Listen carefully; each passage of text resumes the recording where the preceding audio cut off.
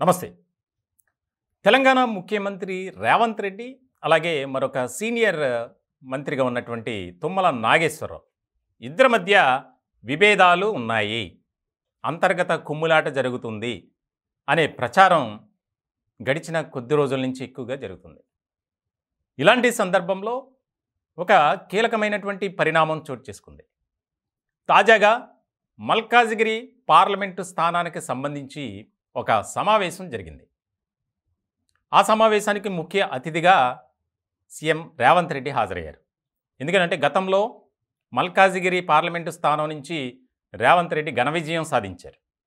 ఎలా అయినా సరే దానికి రెట్టింపు మెజార్టీ రావాలి అనే దిశగా దానికి సంబంధించినటువంటి కీలకమైనటువంటి నేతలు, అలాగే పార్టీలో ఉన్నటువంటి సీనియర్లతో ఒక సమావేశాన్ని ఏర్పాటు చేశారు. దానికి సంబంధించి ఇప్పుడు తెలంగాణ రాజకీయాల్లో ఒక ఇంట్రెస్టింగ్ డిస్కషన్ నడుస్తుంది. అదేంటంటే ఆ సెగ్మెంట్ ఇన్ఛార్జిగా ఉన్నారు తుమ్మల నాగేశ్వరరావు. ఆయన అటెండ్ కాల. ఇప్పుడు అది చాలా ముఖ్యమైనటువంటి పరిణామంగా మారింది. ఎందుకంటే మనం చూస్తున్నాం రాజకీయ వ్యవస్థలో కానీ రాజకీయ వర్గాల్లో ఏదైనా చిన్న మాట అనుకున్నా, ఏదైనా బయటకు వచ్చినా దానిపై విపరీతమైనటువంటి ప్రచారం జరుగుతుంది. అలాగే సోషల్ మీడియా వేదికగా ఆ వైరల్ న్యూస్ ఏ రకంగా స్ప్రెడ్ అవుతుంది అనేది మనం ప్రత్యేకంగా చెప్పక్కర్లా.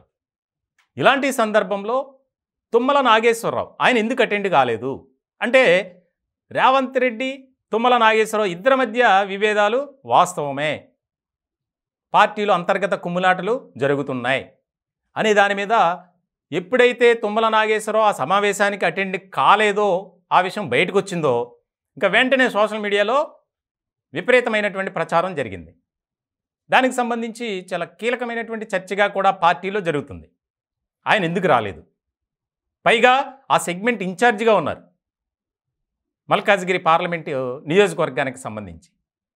సాధారణంగా చాలా విధేయతతో ఉంటారు ఆయన. ఎవరిని కూడా ఒక మాట అనే పరిస్థితి ఉండదు తుమ్మల నాగేశ్వరరావు ఆయన రాజకీయ జీవితంలో. ఇలాంటి సందర్భంలో ఈ రకమైనటువంటి స్ప్రెడ్డింగ్ న్యూస్ ఏదైతే ఉందో దానికి సంబంధించి ఒక ఖండన కూడా వచ్చింది.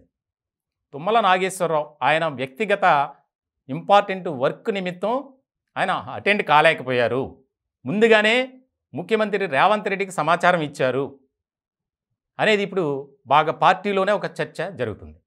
అలాగే ఖమ్మం పార్లమెంటు స్థానానికి సంబంధించి తుమ్మల నాగేశ్వరరావు కుమారుడు ఎలా అయినా సరే అక్కడ అభ్యర్థిగా ఉండాలి అనే దాని మీద కసరత్తు జరుగుతుంది. దానికి సంబంధించి ముఖ్యంగా లాబింగ్ చేస్తున్నారు. ఎవరైనా సర్వసాధారణం. ఇప్పటికే ఖమ్మం పార్లమెంటు స్థానానికి సంబంధించి ముగ్గురు మంత్రుల మధ్య విపరీతమైనటువంటి పోటీ ఉంది. ఒకటి డిప్యూటీ సీఎం మల్లు భట్టి విక్రమార్క, ఆయన భార్య నందిని, అలాగే మంత్రి పొంగులేటి శ్రీనివాసరెడ్డి సోదరుడు పొంగులేటి ప్రసాద్ రెడ్డి,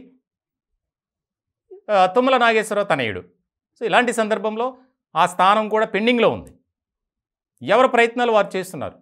ఇటువంటి క్రమంలో ఈ ప్రయత్నాల్లో కూడా ఆయన కొద్దిగా బిజీగా ఉన్నారు అనేది బయటకు వచ్చినటువంటి సందర్భంలో వాటన్నిటికీ చెక్ పెడుతూ ఆయనే కొంతమంది సన్నిహితుల దగ్గర మాట్లాడారట. ఎందుకనంటే కష్టపడి పార్టీని నిలబెట్టి ఈ స్థాయికి తీసుకొచ్చాం, అధికారంలోకి రావటానికి రేవంత్ రెడ్డి ఎంత కృషి చేశారో మేము కూడా అంతే కృషి చేశాం, కాబట్టి మా మధ్య ఎలాంటి భేదాభిప్రాయాలు లేవు, ఉండవు కూడా, రావు కూడా. ఒకవేళ ఎవరైనా అటువంటివి తీసుకురావాలని ప్రయత్నం చేసినా మేము అలాంటి వాటికి లొంగేది లేదు అనేది ఒక క్లారిటీ ఇచ్చారట. సో ఇలాంటి సందర్భంలో అంటే సోషల్ మీడియా ఎంత ఫాస్ట్గా రెస్పాన్స్ అనేది ఉంటుందో మనం దీన్ని బట్టి అర్థం చేసుకోవాలి. ఆయన వ్యక్తిగత పని నిమిత్తం రాలేకపోయారు, ముందుగానే సమాచారం ఇచ్చారు. అలాగే తన కుమారుడు టికెట్ కోసం ప్రయత్నాలు. సో ఇలాంటి సందర్భంలో ఆయన ఖండిస్తూ కొంతమంది కావాలని దుష్ప్రచారం చేస్తున్నారు, ప్రత్యర్థి పార్టీలో ఉన్నటువంటి నేతలు దాన్ని అస్త్రంగా తీసుకొని కాంగ్రెస్ పార్టీని బలహీనపరచడానికి, మా మధ్య ఉన్నటువంటి సాన్నిహిత్య సంబంధాలు, స్నేహపూర్వకమైనటువంటి రాజకీయాలు ఏవైతే ఉన్నాయో వాటిని బ్రేక్ చేయాలని కొంతమంది ప్రయత్నాలు చేస్తున్నారు, అది వాస్తవం కాదు అని ఆయన కొంతమంది దగ్గర మాట్లాడారట. మొత్తానికి మల్కాజిగిరిలో జరిగినటువంటి సమావేశానికి తుమ్మల అటెండ్ కాకపోవడంతో రేవంత్ రెడ్డికి తుమ్మల నాగేశ్వరరావుకి గొడవలు జరుగుతున్నాయి, పార్టీ పని అయిపోయింది అని చెప్పి ఒక రకమైనటువంటి ప్రచారం జరుగుతుంది. అది ఏమీ వాస్తవం కాదు, నమ్మాల్సిన అవసరం లేదు. మేమంతా ఎప్పటికైనా ఒకటే. ఎందుకనంటే పార్టీలో సీనియర్ అయినా జూనియర్ అయినా ఎవరైతే పార్టీ కోసం కష్టపడ్డారో ఆ కష్టానికి తగిన ప్రతిఫలం హైకమాండ్ ఇస్తుంది. దానిలో భాగంగానే రేవంత్ రెడ్డికి ముఖ్యమంత్రి పదవి అప్పగించారు. మేము ఆయనకన్నా సీనియర్లే అయినప్పటికీ ఆయన పార్టీని నడిపించడంలో కానీ క్యాడర్ని ఐక్యపరచడంలో కానీ సక్సెస్ అయ్యారు కాబట్టి మేము ఆయనకి సపోర్ట్ చేస్తాం అని ఒక క్లారిటీ ఇచ్చారట.